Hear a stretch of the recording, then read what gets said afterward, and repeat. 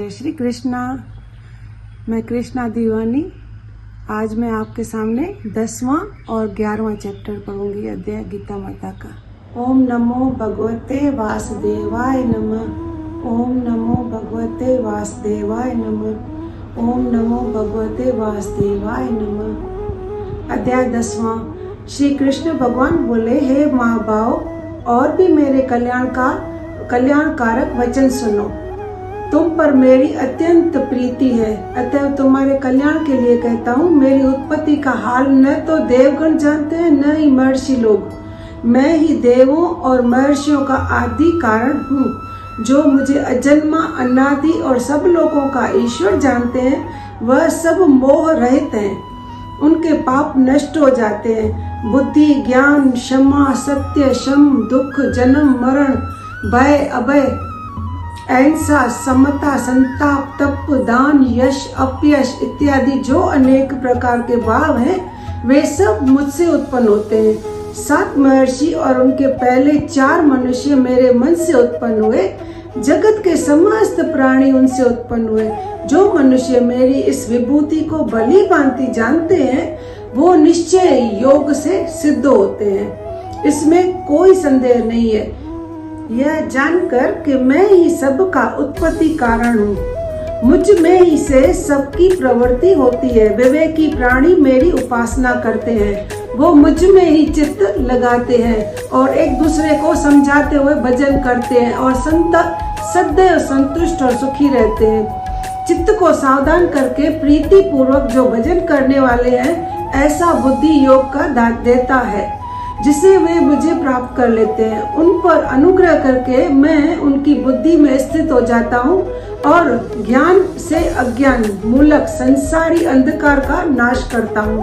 अर्जुन ने कहा, आप तो पार ब्रह्म हो, परम मित्र हो, अचल दिव्य पुरुष हो, आदिदेव हो, अजन्मा हो, सन्यासी हो। तुमको सब ऋषि, देवर्षि, नारद, अमित, देवज्ञ और व्यास भी ऐसा कह गए हैं, और स्वयं तुम भी कह रहे हो। हे केशव, जो तुमने मुझ में कहा है सो सब मैं सत्य मानता हूँ। हे भगवान, देवता और दानव इन दोनों ने ही तुम्हारे रूप को नहीं जाना है। हे सब जीवों के उत्पन्न करने वाले भूतेश, हे देव, हे जगत पते, हे पुरुषोत्तम, आप उन विभूतियों का हाल पूर्णतया वर्णन कीजिए जिनके द्वारा आप इन सब लोकों में व्याप्त हो रहे हैं। हे योगी, हे भगवान, सदैव आपका मैं चिंतन करता हुआ मैं आपको किस प्रकार से जान सकता हूँ? आपका ध्यान किन किन भावों से करना योग्य है? हे जनार्दन, कृपया करके अपनी माया और विभूतियों को विस्तार से कहिए। इस अमृत रूपी आपकी वाणी को सुनने से मेरा मन तृप्त होता है। श्री भगवान जी बोले, मेरा विस्तार तो अनंत है, तो भी मुख्य मुख्य विभूतियों को मैं तुम्हें सुनाता हूँ।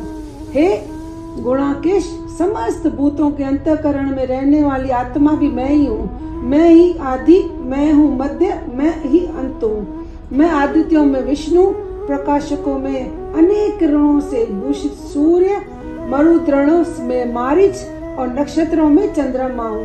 मैं वेदों में सामवेद, देवों में इंद्र, इंद्रियों में मन, द्युत मात्र में चैतन्य भी मैं ही हूँ। मैं रुद्रों में शिव, यक्ष, राक्षसों में कुबेर, अष्ट वसुओं में अग्नि और पर्वतों में सुमेरु भी मैं ही हूँ। हे पार्थ, पुरोहितों में बृहस्पति, सेनापतियों में स्कंद और जलाशयों में समुद्र भी मैं ही हूँ। मैं महर्षियों में भृगुवाणी हूँ, अक्षरों में ओंकार, यज्ञों में जप और स्थावरों में हिमालय भी मैं ही हूँ। वृक्षों में पीपल, देवर्षियों में नारद, गंधर्वों में चित्ररथ, सिद्धों में कपिल मुनि, वेदों में अमृत से उत्पन्न उच्च श्रेवा, गजेंद्रों में ऐरावत और मनुष्यों में राजा मैं ही हूँ। शस्त्रों में वज्र, गौओं में कामधेनु, प्रजा की उत्पत्ति करने वालों में कामदेव और सर्पों में वासुकी भी मैं ही हूँ। नागों में शेषनाग, जलचरों में वरुण, पितरों में अर्यमा, शासन करने वालों में यमराज भी मैं ही हूँ। दैत्यों में प्रहलाद और ग्रास करने वालों में काल, मृगों में सिंह और पक्षियों में गरुड़ भी मैं ही हूँ। शुद्ध करने वालों में वायु, शस्त्रधारियों में राम, मछलियों में मगर, नदियों में गंगा भी मैं ही हूँ। हे अर्जुन, मैं सब प्राणियों का आदि मध्य अंत, विद्याओं में आध्यात्म विद्या और वाद विवादों में वाद भी मैं ही हूँ। अक्षरों में ओंकार, समासों में द्वंद, अक्षय कोख और 4 मुख वाला ब्रह्मा भी मैं ही हूँ।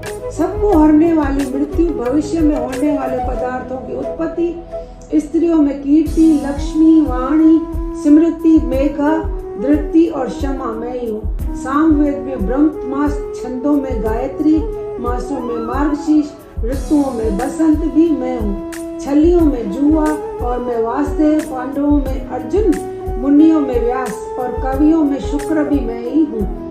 दमन करने वालों में दंड, जय चाहने वालों में नीति, गुह्य पदार्थों में मौन, ज्ञानियों में ज्ञान भी मैं हूँ। और हे अर्जुन, भूत भाव का जो बीज है वह भी मैं हूँ। मेरे अतिरिक्त चराचर भूत कुछ भी नहीं है। हे परंतप, मेरी दिव्य विभूतियों का अंत नहीं है। यह विभूतियों का विस्तार मैंने संक्षेप में जो कहा है। जो जो वस्तु ऐश्वर्यवान, शोभामान और यशवान है, उन्हें मेरे ही तेज के अंश से उत्पन्न हुआ जानो। अथवा हे अर्जुन, इस ज्ञान से तुमको क्या प्रयोजन है? यही जान लो कि मैं अपने एक ही अंश से इस संपूर्ण जगत में व्यापक हूँ। इति श्री भगवत गीता सुपनिषत्सु ब्रह्म विद्या योग शास्त्र श्री कृष्ण अर्जुन संवादे विभूति पेद योगो नाम 10वां अध्याय समाप्त। जय श्री कृष्ण। अब 10वें अध्याय का मातम। श्री नारायण जी बोले, हे लक्ष्मी, अब 10वें अध्याय का मातम कहता हूँ, तू श्रवण कर, अच्छी तरह सुन। बनारस नगर में एक धीरज नाम का ब्राह्मण रहता था।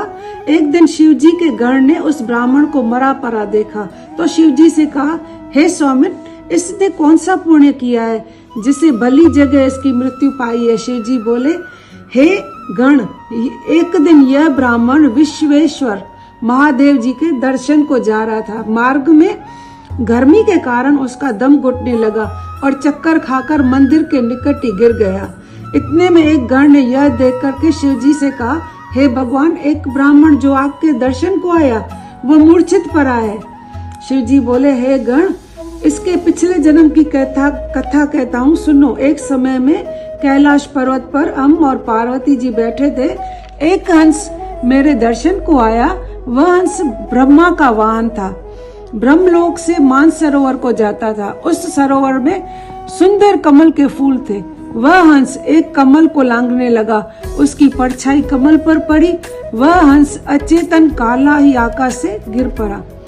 तब उसी समय उसी मार्ग में ये मेरा गण आया। हंस को गिरा हुआ देखकर गण ने कहा कि हे स्वामी, वह हंस आपके दर्शन को आया था, श्याम वर्ण होकर के गिर पड़ा है। गण मेरी आज्ञा से हंस को ले आया और मैंने पूछा, हे हंस, तू श्याम वर्ण का क्यों हो गया? हंस ने कहा, हे प्रभु जी, मैं आपके दर्शन को आ रहा था। मानसरोवर में कमल के फूल खिले हुए थे। मैंने उसको लांघ कर आया तो उसी समय मेरी जो देह थी वो श्याम वर्ण की हो गई और मैं आकाश से गिर गया। कारण तो मैं भी नहीं जानता। यह सुनकर शिव जी हंसे और तब आकाशवाणी हुई कि हे शंभू जी, कमलनी से पूछो, वह कहेगी।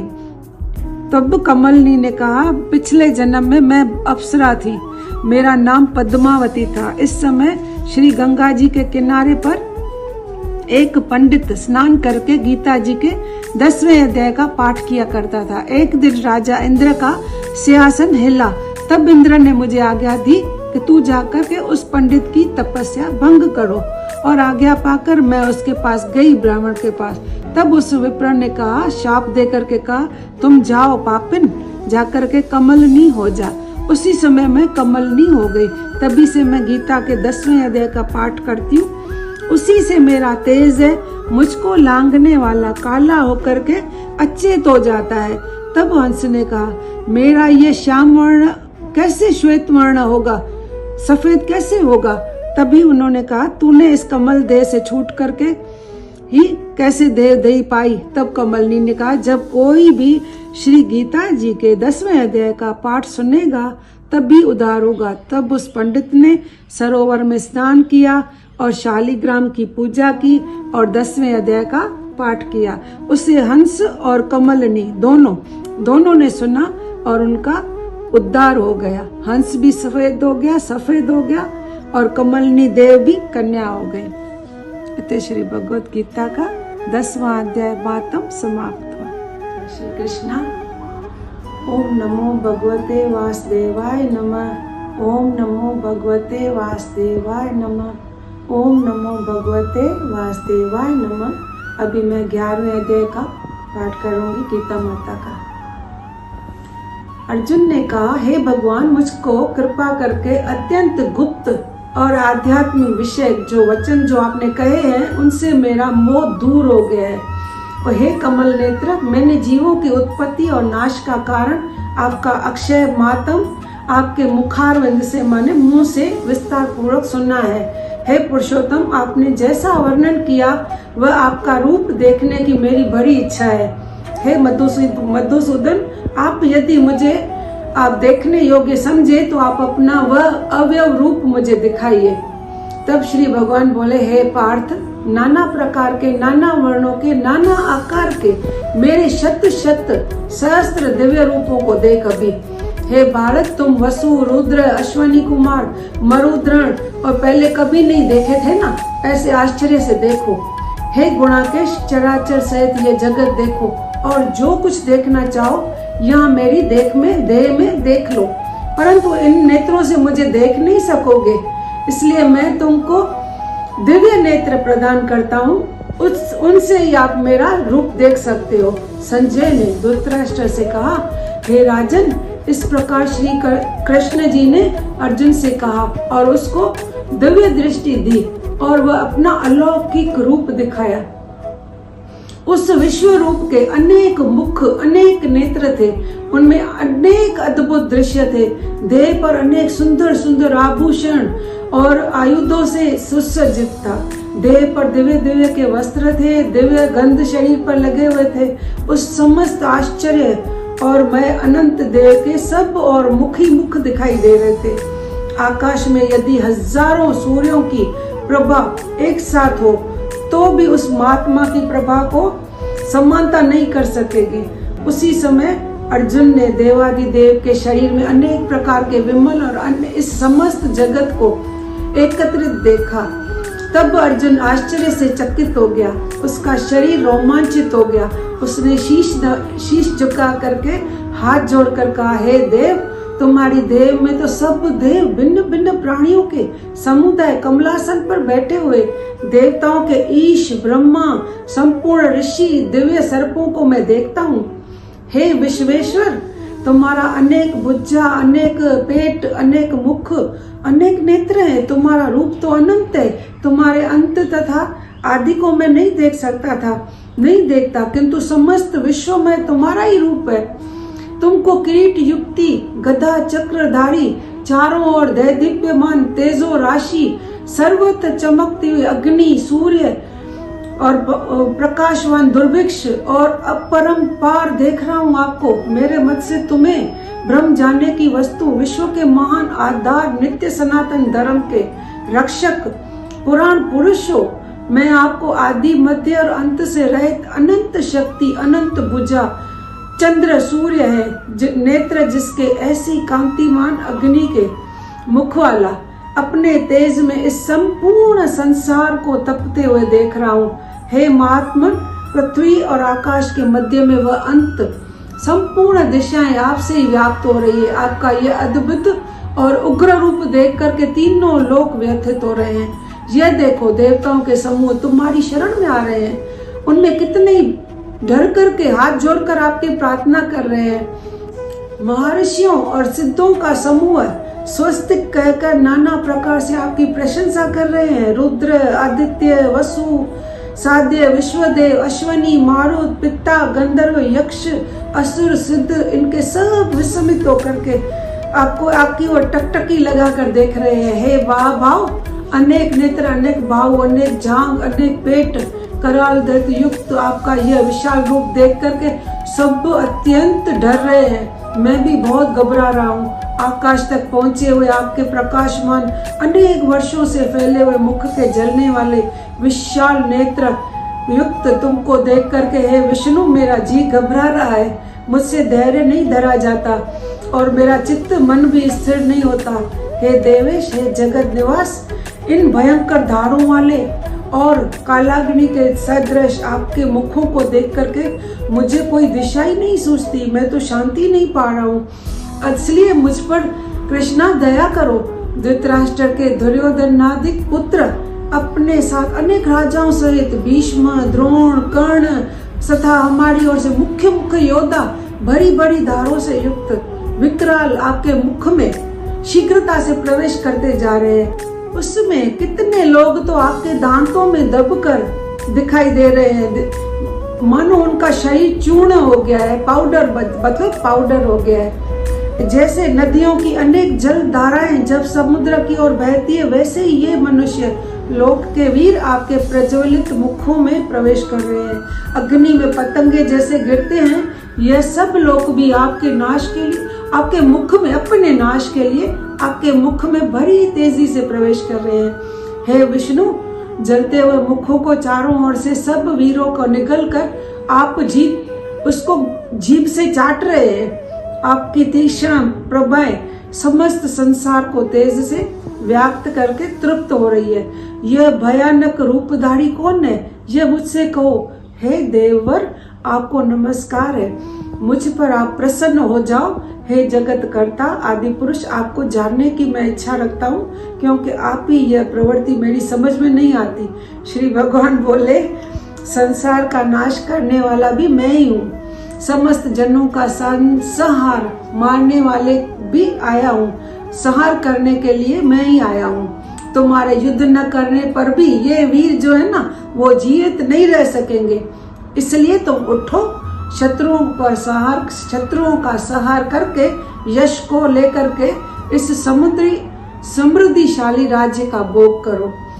हे सब साचिन, उनको मैंने पहले ही मार रखा है, तुम केवल निमित्त बनो। मेरे मारे हुए द्रोण, भीष्म, जयद्रथ, कर्ण सभी योद्धाओं को मार दो और घबराओ नहीं, युद्ध करो, तुम संग्राम में शत्रुओं को जीतोगे। संजय ने कहा। इस प्रकार श्री कृष्ण जी के वचन सुन करके मुकुटधारी अर्जुन हाथ जोड़ करके और भयभीत हुए और फिर साक्षात उनको प्रणाम करके नम्रता पूर्वक बोले, हे ऋषिकेश, आपके गुणगान करने से सब संसार प्रसन्न और प्रेम मग्न हो रहा है। राक्षस डर करके दिशाओं की ओर भाग रहे हैं, सिद्ध पुरुष आपको नमस्कार कर रहे हैं। सो ठीक है, हे महात्मा, हे अनंत अविनाशी, हे देवादिदेव, हे जगत निवास, आप ब्रह्मा से भी श्रेष्ठ हो। आपको देवता क्यों नहीं नमस्कार करेंगे? व्यक्त भी आप हो, अव्यक्त भी आप हो, तथा इन दोनों से परे अक्षर भी आप हो। हे अनंत रूप, आप आदि देव हो, विश्व के परम आधार हो, ज्ञाता हो, ज्ञेय हो, श्रेष्ठ स्थान आप हो, विश्व का विस्तार करने वाले भी आप हो। आप वायु, यम, अग्नि, वरुण, चंद्र, ब्रह्मा और ब्रह्मा जी के भी पिता, आपको नमस्कार है। और फिर भी बार बार आप ही को नमस्कार है। हे सर्व स्वरूप, हे आनंद अनंत वीर्यवान तथा अतुल पराक्रमी हो, आप जगत में व्याप्त हो, इसलिए स्वरूप हो। तुम्हारी महिमा को न जानकर मैंने तुमको मित्र माना था। हे कृष्ण, हे सखा, ऐसा जो तिरस्कार से कहा है सो प्रमाद से अथवा स्नेह से, हे अचिंत अविनाशी, हे विश्वरूप, तुमसे मैं इन भोलों की क्षमा मांगता हूँ, जो कि परिहास में, जो कि हंसी मजाक में, मैं सोने बैठने में, भोजन करते समय, अकेले में, मित्रों के मध्य में तुम्हारा अपमान किया है। तुम इस स्थावर जंगम रूप लोक के पिता, पूज्य और महान गुरु हो। त्रिलोकी में भी तुम्हारे समान कोई नहीं है, तुमसे अधिक अतुल प्रभाव कहाँ से होगा। इसलिए हे ईश, तुमको सिर झुकाकर मैं प्रणाम करके यही प्रार्थना करता हूँ कि मुझ पर कृपा करो। हे देव, जैसे पिता पुत्र के, मित्र के, प्रिया के अपराधों को क्षमा करता है, वैसे ही तुम मेरे अपराधों को क्षमा करो। हे देव, जो पहले कभी नहीं देखा था, आपका ऐसा रूप देख करके मैं बहुत प्रसन्न हूँ और भय से मेरा मन भी व्याकुल है, इसलिए मेरे को पहले वाला रूप मुझको दिखाओ। और हे देवेश आप प्रसन्न हो जाओ, हे सहस्त्र बाहु, हे दिव्य मूर्ति, मैं फिर आपको वही किरीट, गद्दा और हाथ में चक्र धारण किए हुए देखना चाहता हूँ। श्री कृष्ण भगवान बोले, हे अर्जुन, मैंने प्रसन्न होकर ये आप तेजो में अनंत आदि और विश्वरूप जो आप मैंने दिखाया है तुमको योग के प्रभाव से, जिसको तुम्हारे अतिरिक्त किससे पहले किसी ने भी नहीं देखा था। पांडवों में श्रेष्ठ, मनुष्य लोक में तुम्हारे सिवा वेदों के अध्ययन, दान, अग्निहोत्रादिक घोर तपों को करके भी यह रूप धारण किए हुए मुझको कोई नहीं देख सकता। मेरा ऐसा भयानक रूप देख करके तुम व्याकुल हो, मूर्ण हो, भय त्याग दो, माने डरो मत, प्रसन्न हो जाओ और मेरा वही रूप देखो। संजय ने कहा, श्री कृष्ण जी ने फिर वही अपना चतुर्भुज रूप दिखाया और सौम्य रूप धारण किया। उस महात्मा ने अर्जुन को जो भयभीत और धीरज बंधाया। अर्जुन ने कहा, हे जनार्दन, आपके इस सौम्य और दिव्य मंगल को देखकर रूप को अब मैं प्रसन्न हो गया हूँ और पहले जैसा स्वस्थ हो गया हूँ। श्री कृष्ण बोले, हे अर्जुन, मेरा ये विश्व रूप तुमने देखा है, इसका दर्शन भी किसी को संभव नहीं है। देवता भी इस रूप के दर्शन की आकांक्षा रखते हैं। हे अर्जुन, जैसे मेरा रूप तुमने देखा है ना, ऐसे रूप को वेदाध्ययन, तप, दान, यज्ञ आदि कर्म द्वारा देखना भी असंभव है। हे अर्जुन, हे परतम, मेरा जो है ना विश्व रूप, इसको मनुष्य अत्यंत अनंत भक्ति के द्वारा जान सकते हैं और तत्व ज्ञान द्वारा इसमें लीन हो जाते हैं। हे अर्जुन, जो कोई मनुष्य मेरी भक्ति के लिए कर्म करते हैं वो ही सर्वोत्तम है। मुझ में ही भक्ति रखते हैं, सब संसारिक सुखों से मुख मोड़ चुके हैं, संपूर्ण प्राणी मात्र से वैराग्य त्याग कर चुके हैं, वे ही मुझको प्राप्त हो सकते हैं। इति श्री भगवद गीता सुपनिषद सुब्रह्म विद्यायोग शास्त्र श्री कृष्ण अर्जुन संवादे विश्व रूप दिव्य नाम एकादशी अध्याय समाप्त। जय श्री कृष्ण। ओम नमो भगवते वासुदेवाय नमः। ओम नमो भगवते वासुदेवाय नमः। ओम नमो भगवते वासुदेवाय नमः। अभी 11वें अध्याय का मातम पढ़ती हूँ। श्री नारायण जी बोले, है लक्ष्मी, अब 11वें अध्याय का मातम सुनो। तुंगभद्र नामक एक नगर था जिसके राजा का नाम सुखानंद था। वह श्री लक्ष्मी नारायण की बहुत सेवा करता था। वहाँ एक ब्राह्मण बड़ा विद्वान पंडित भी रहता था। वह ब्राह्मण नित्य गीता जी के 11वें अध्याय का पाठ करता था। राजा भी वहाँ बैठ करके लक्ष्मी नारायण जी की सेवा करता था और पाठ भी सुनता था। ऐसा करते करते बहुत समय व्यतीत हुआ। एक दिन वह राजा घर गया तो उसने अतीत देशांतर में, माने अलग अलग देशों में घूमते घूमते वो फिर एक नगर में आए।